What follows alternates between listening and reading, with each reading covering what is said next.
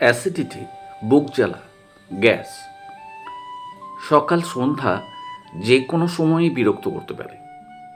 কিন্তু জানেন কি, সকাল আর রাত এই দুই সময়ে অ্যাসিডিটির কারণ কিন্তু এক নয়, তাই সমাধানটাও আলাদা। তো চলুন আজকে সকাল আর রাত্রের অ্যাসিডিটি নিয়েই আলোচনা করি।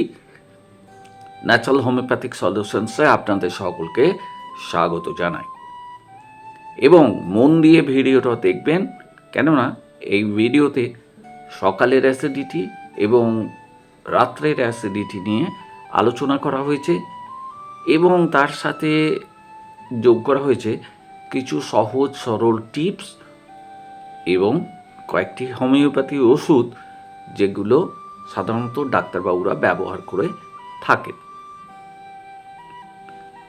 সকালবেলায় আমাদের পাকস্থলী অনেকটাই খালি থাকে। এই সময় আমরা যদি খালি পেটে চা, কফি বা মশলাদার কিছু খাই, তাহলে কি হবে?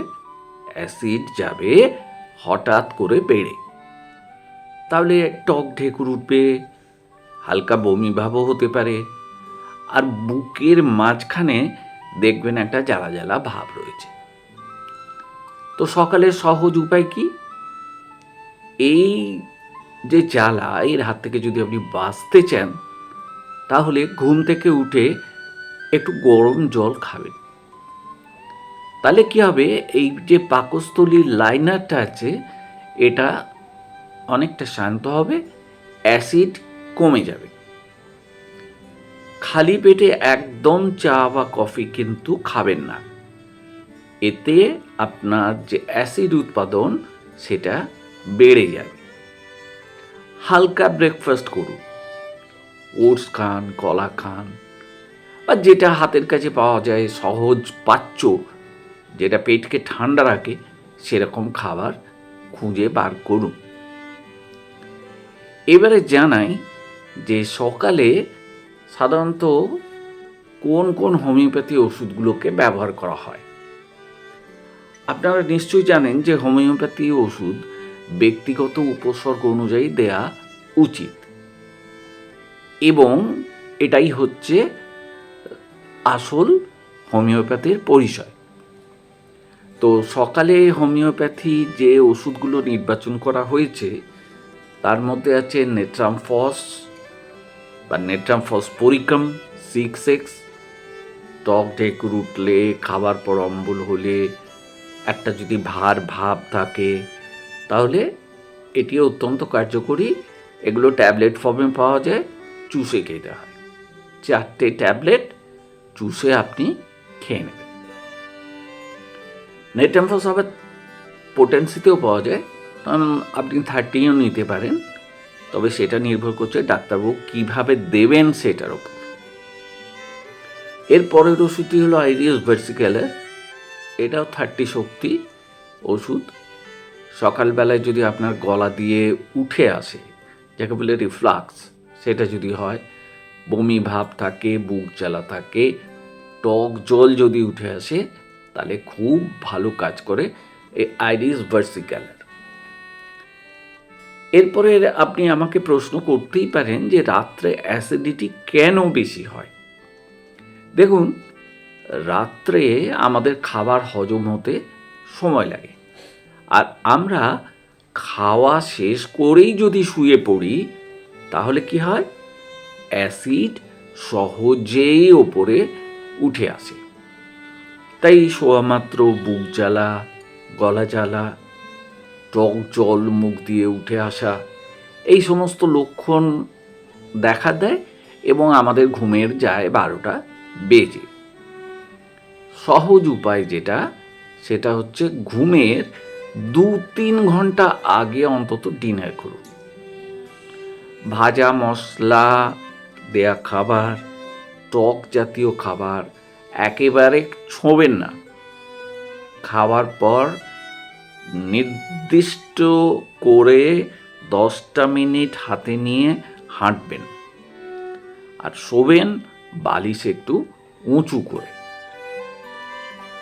এরপরে আসি রাত্রে ব্যবহৃত হোমিওপ্যাথি ওষুধ প্রসঙ্গে।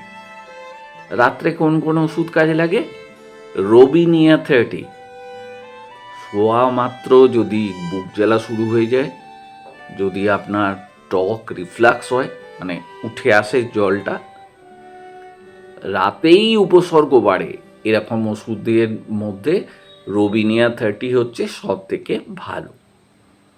এরপর হচ্ছে লাইকোপোডিয়াম 30। সন্ধ্যার পর দেখবেন আপনার গ্যাস, পেট ফাঁপা বেড়ে গেছে, তাহলে লাইকোপোডিয়াম নিতে হবে। সামান্য খেলেও অস্বস্তি বেড়ে যাচ্ছে, ওপরের দিকে একটা চাপ অনুভূতি হচ্ছে, আর বুকটা কেমন যেন ভার ভার লাগছে, মনে হচ্ছে বুকে কিছু একটা চাপানো আছে। তো অ্যাসিডিটি কমাতে আমরা তো ওষুধ ব্যবহারের কথা জানলাম, তো এর থেকেও জরুরি হচ্ছে আপনাকে কয়েকটি অভ্যাস নিয়মিত পালন করতে হবে। যেমন খুব আস্তে আস্তে খাবেন, একদম মশলাদার খাবার খাবেন না, স্ট্রেস কম করবেন, যতটা পারবেন চিন্তাভাবনা দূরে রাখার চেষ্টা করবেন, আর প্রচুর জল খাবেন। এটা হচ্ছে আসল ব্যাপার। সকাল আর রাত্রে এই দুটো সময় যদি সঠিক যত্ন নিতে পারেন, তাহলে দেখবেন অ্যাসিডিটি অনেকটাই নিয়ন্ত্রণে এসে গেছে। তো ভিডিওটা কেমন লাগলো জানাবেন। ভিডিও যদি ভালো লাগে তাহলে লাইক করবেন, আর নতুন স্বাস্থ্য আর লাইফস্টাইল টিপস পেতে সাবস্ক্রাইব করবেন আমাদের চ্যানেল ন্যাচারাল হোমিওপ্যাথিক সলিউশনস। শান্তিতে থাকবেন, সুস্থ থাকবেন, মানসিক আনন্দে থাকবেন, এবং যতটা পারবেন এমন খাবার খাবেন যেটা মশলা বেশি নেই, যেটা খেলে সহজে হজম হবে, এবং যেটা আপনার শরীরের কোনো ক্ষতি করবে না। তাহলে বন্ধুরা, আপনাদের কাছ থেকে আজকে বিদায় নিলাম। এরকম ছোটোখাটো টিপসের জন্যে আমাদের সঙ্গে থাকুন, আমাদের চ্যানেল ন্যাচারাল হোমিওপ্যাথিক সলিউশনসকে সাবস্ক্রাইব করুন, এবং কমেন্টে জানান এই নিয়ম পালন করে আপনি সত্যি করে ভালো আছেন কি না। তাহলে ভালো থাকবেন সবাই। আজকের মতো গুড বাই।